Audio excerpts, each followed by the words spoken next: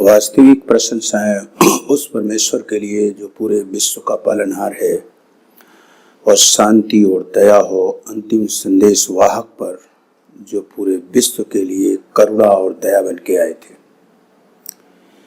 आज एक कड़वी सच्चाई की तरफ समस्त जगत मानव का ध्यान ले जाना चाहता हूँ। वो ये है कि इतिहास ये बताता है कि पूरे विश्व में जितना लड़ाई झगड़े हुए उसके दो कारण थे। एक कारण राजनीतिक, दूसरा कारण धार्मिक। किंतु इतिहास ही हमें यह भी बताता है कि जो वास्तविक धर्म पर चलने वाले लोग थे, उन्होंने समाज के अंदर शांति और समानता और एक दूसरे की निस्वार्थ भाव से सेवा करना और पूरे विश्व में शांति की फैलाने की कोशिश की।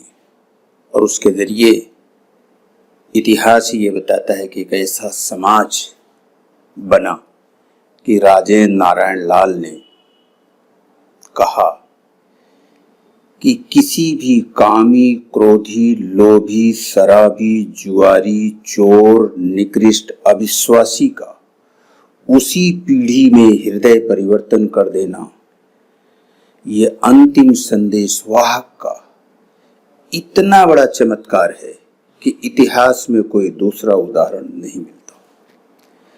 ये एक बहुत लंबी बात हो जाएगी और मैं बहुत संक्षेप में चंद बातें करना चाहता हूं कि जो वास्तविक धर्म पर चलने वाले लोग होते हैं, उनके जरिए शांति फैलती है,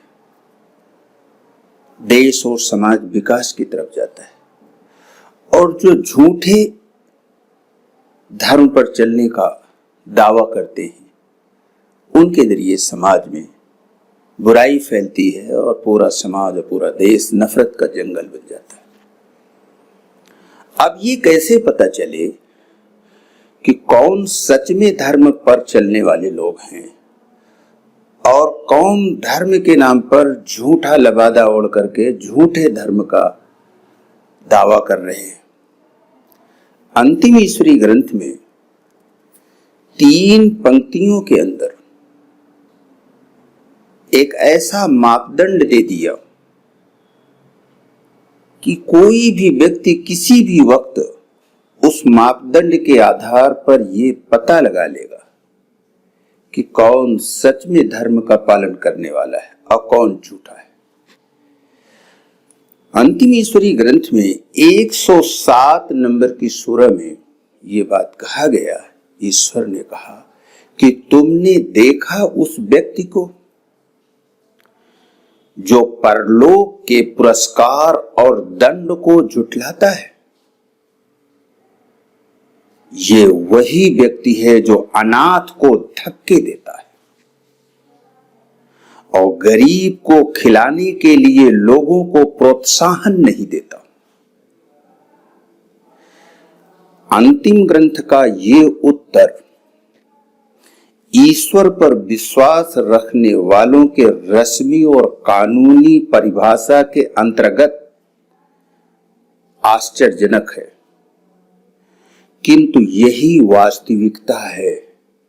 जो व्यक्ति परलोक के पुरस्कार और दंड को नहीं मानता, वही व्यक्ति ही अनाथ को धक्का देगा, उसको सताएगा, उसका अपमान करेगा और असहाय व्यक्तियों को खिलाने के लिए दूसरों को प्रोत्साहन नहीं देगा।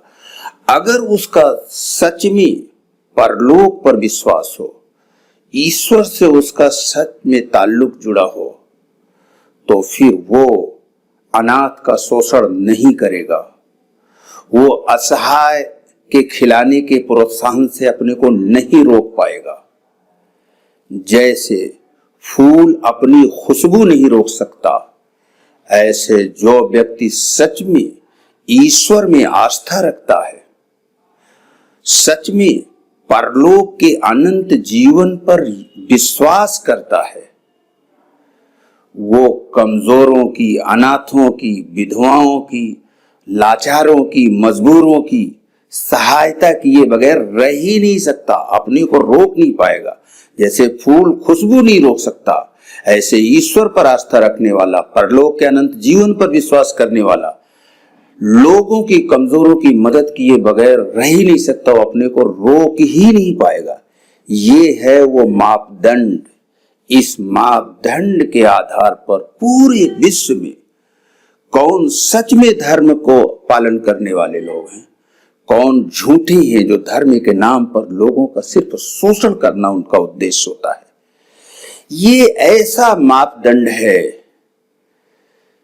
कि मैं समझता हूं कि ईश्वर के बताए हुए इस मापदंड में पूरे विश्व को जांचा जा सकता है, और जो लोग सच्चाई जानना चाहते हैं, इसी के अंतर्गत दूध का दूध, पानी का पानी अलग हो जाएगा। मैं ज्यादा लंबी बात न करके इन्हीं शब्दों के साथ अपनी वाणी को विराम देता हूं। इस सब्जेक्ट से रिलेटेड बहुत इंपॉर्टेंट बातें हैं, दोबारा फिर मिलेंगे, इसी से रिलेटेड कुछ और बातें आपके समक्ष रखूंगा।